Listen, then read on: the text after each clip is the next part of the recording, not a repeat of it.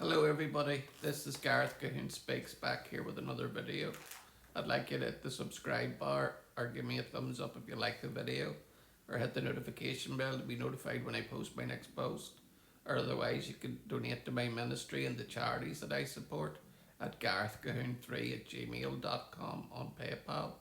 Or else you could look me up on YouTube and like and subscribe there also, where you can see videos that get banned elsewhere.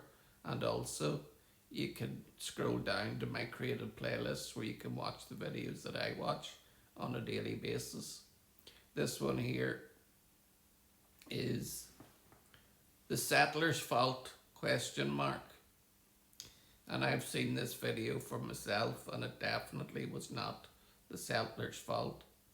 The Israel Defense Forces publishes investigation of attack by terrorist who seized weapon and killed 2 soldiers. The military praises the exceptional bravery by soldiers but highlights several failures. Almost 2 weeks after the terrorists killed 2 Israeli soldiers in a highly controversial incident near Nablus in Samaria, the Israeli Defense Forces published the findings of its investigation into the incident, which highlighted several failures on the part of the troops present on the scene. Alongside acts of exceptional bravery, significant optional and command failures were identified that require immediate lessons to be learned and implemented. These included the arrival of the responding soldiers while numerically disadvantaged, deficiencies in the conduct of soldiers during the incident, and shortcomings in the medical evacuation process that in the investigation found. Major Yuval Ezra and Captain Reserve Ben Yahu Miliat were killed when a terrorist opened fire with a weapon stolen from a security man. The security forces had responded to an alert after a large group of Israeli settlers was attacked by local residents after hiking into the village of Tel in the greater Nablus area. But in contrast to other terror attacks, there was significant criticism of the victims' behaviour, not just that of the terrorists.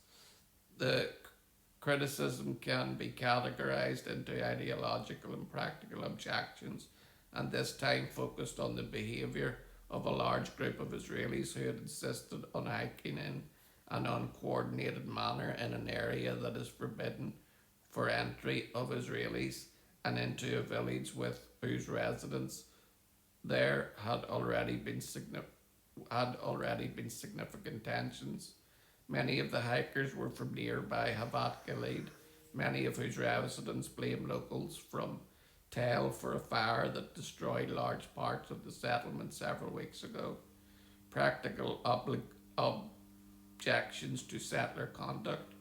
On the more practical side, the military establishment has consistently opposed deliberately provocative actions by settler groups. Senior military officials told Channel 12 News that there has lately been a pattern of settler groups organising hikes without informing the army, entering Palestinian villages, including in Area A, which are off limits to Israelis per the Oslo Accords, while fully expecting violent clashes to develop. When this predictably happens, they call the army for help. There have been dozens of such incidents in the last few weeks alone, the official said. From the settlers' perspective, these hikes highlight an aim to enshrine further the right of every Jew to walk freely in every part of the Holy Land. This is an irresponsible act that unnecessarily endangers both the settlers and the soldiers. One official said it diverts the forces from their primary mission, thwarting Palestinian terrorism. Families of the soldiers who are stretched thin to protect Israelis from the constant terror attacks in Judea and Samaria are also worried about every additional incident that puts their loved ones at risk. The father of one of the soldiers of slain Major Ezra told Channel 12 The situation in which soldiers are forced to risk their lives because of provocations and illegal unauthorized activities by Israelis is absurd and serious. I know there is a great deal of frustration among the soldiers and commanders because of this, and I think it deserves public discussion and should also be brought before the senior IDF command. Ideological objections to settler conduct. On the ideological side, leftist politicians who often object to the very presence of settlers in Judea and Samaria, some of whom still support a two-state solution, appear to blame the settlers even more than the terrorists for starting the clashes with the provocations, like the hike. Online commentators also criticised the behaviour of the soldiers at the scene as too aggressive, blaming them for provoking more violence. Moshe Radman, who was recently elected to the ninth position on the state of the far left, the Democrats Party, commented on Channel 12's report by noting that the only word missing here is Jewish terror, which is disgusting. This is not about trips, but about irresponsible attempts to generate violence and friction while endangering soldiers' lives and criminally harming Palestinians. On the morning after the incident, Israeli citizens woke up in the morning with less security because the IDF moved more forces to extinguish the fires that the settlers are setting in the West Bank, he argued. In another post, the Nazi wrote sarcastically, Jews can hike anywhere in the land of Israel, including Area A and B, which are not the land of Israel, even if it endangers soldiers' lives and interferes with the operational activities.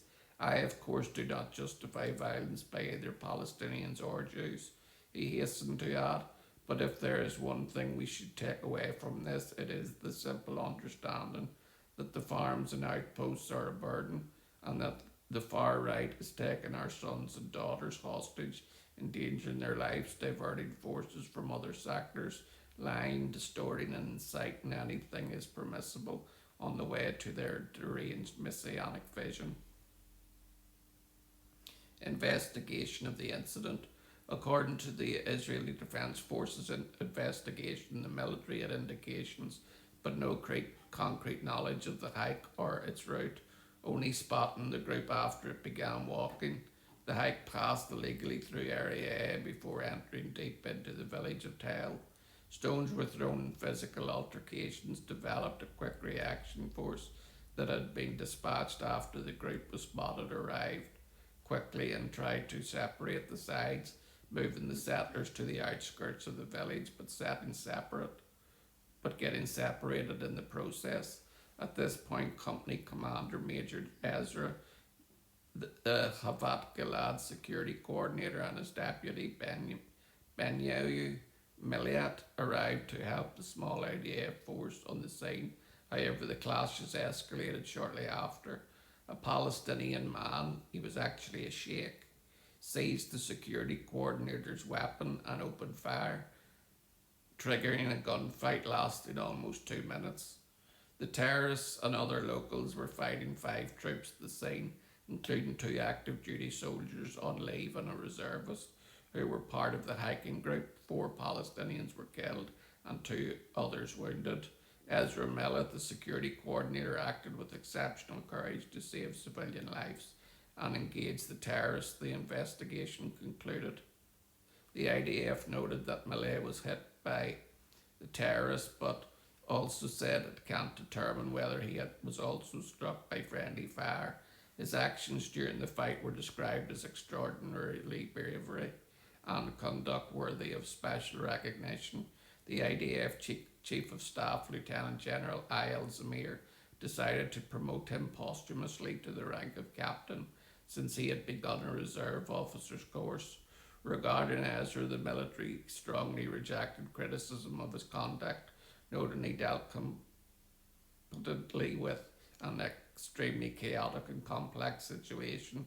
The rules of engagement were clear and enabled the soldiers to employ fire as necessary to remove the threat. Come back for part 2 of this post in the next video. Shalom, Maranatha, and Hallelujah.